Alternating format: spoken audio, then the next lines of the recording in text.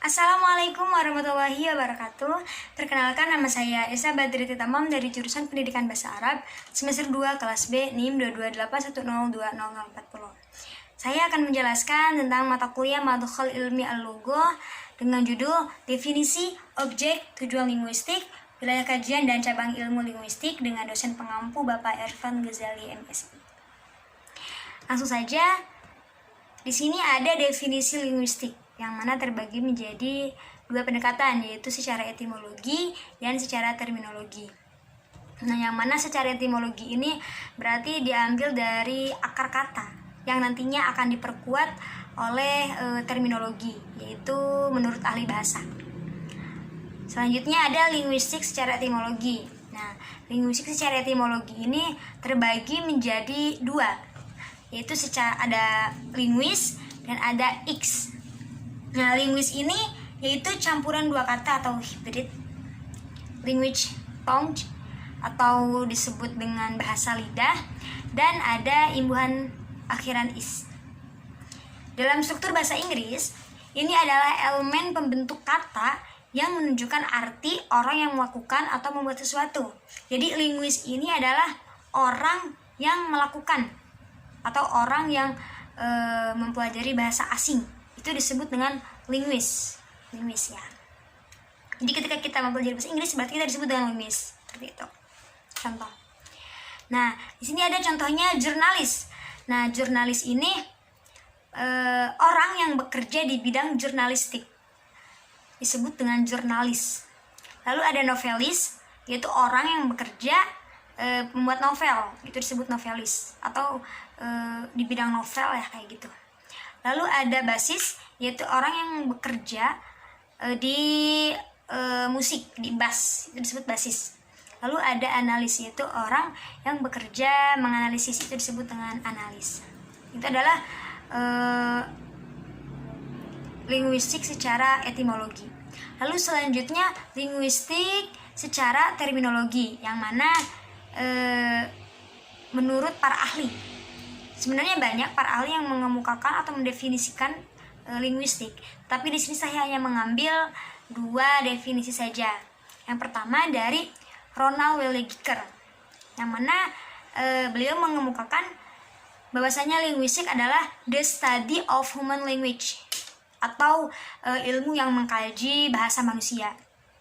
Lalu menurut yang kedua, yaitu menurut John Lyon, beliau mengemukakan bahwa linguistik adalah the scientific study of language, atau studi ilmiah tentang bahasa.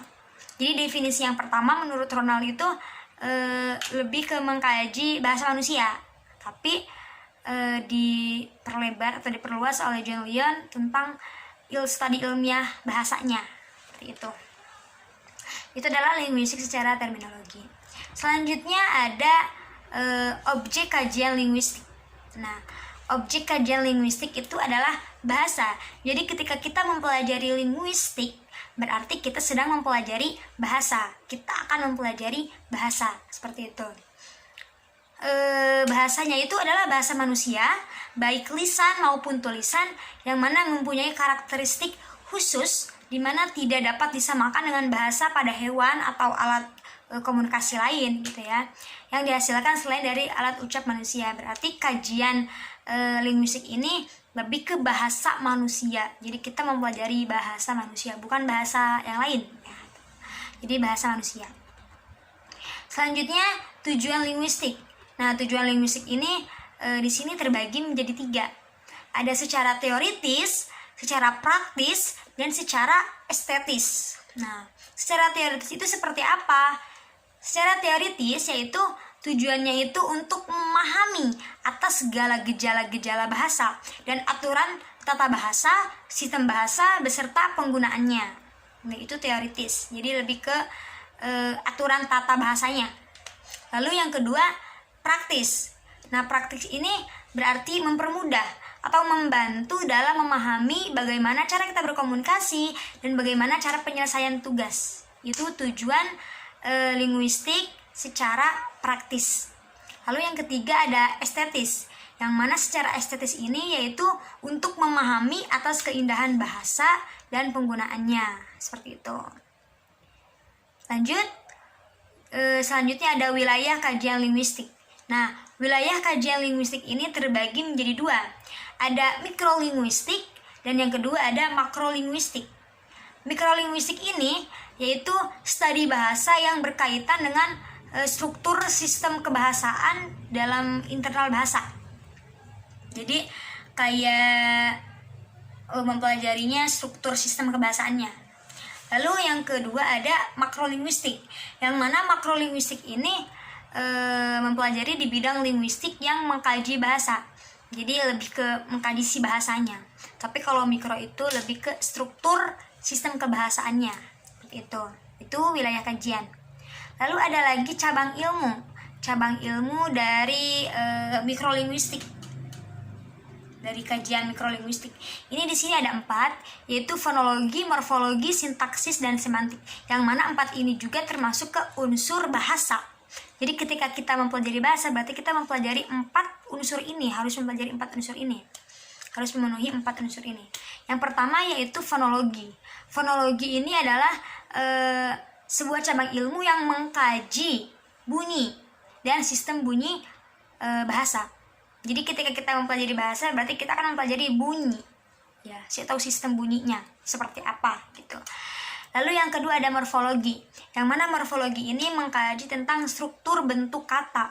Berarti harus terstruktur si bahasa itu. Jadi nanti kita akan mempelajarinya di dalam cabang ilmu morfologi tentang struktur bentuk kata. Lalu yang ketiga sintaksis. Nah, sintaksis ini mengkaji tentang prinsip dan proses penyusunan kalimat dalam sebuah bahasa. Berarti nanti kalimatnya disusun. Bagaimana cara kita membuat bahasa yang baik? Nah, kita belajar di sintaksis, yaitu bahasanya harus disusun. Gitu. Lalu yang keempat atau yang terakhir, yaitu ada semantik. Nah, semantik ini cabang ilmu yang mengkaji tentang makna sebuah bahasa. Jadi ketika ada makna yang sulit atau makna yang kita tidak dimengerti, nah kita mempelajarinya ada di cabang ilmu semantik. Jadi mengkaji makna ini, sebuah makna kata ini apa, seperti itu. Kita akan belajar seperti itu di 4 unsur bahasa ini atau dalam kajian mikrolinguistik. Nah, selanjutnya ada cabang ilmu kajian dalam makrolinguistik. Di sini ada 2, yaitu linguistik interdisipliner dan linguistik terapan. Jadi yang makro ini terbagi 2. Yang pertama linguistik interdisipliner. Nah, yaitu kajian gabungan 2 disiplin ilmu, yakni disiplin ilmu bahasa dengan disiplin ilmu lainnya. Jadi di linguistik interdisipliner ini kita mengkaji kedisiplinan 2 ilmu, seperti itu. Lalu yang kedua ada linguistik terapan, yang mana ini berkaitan dengan penerapan atau penggunaan bahasa. Baik, mungkin hanya itu saja yang dapat saya sampaikan, kurang lebihnya mohon maaf. Terima kasih. Akhirul kalam. Assalamualaikum warahmatullahi wabarakatuh.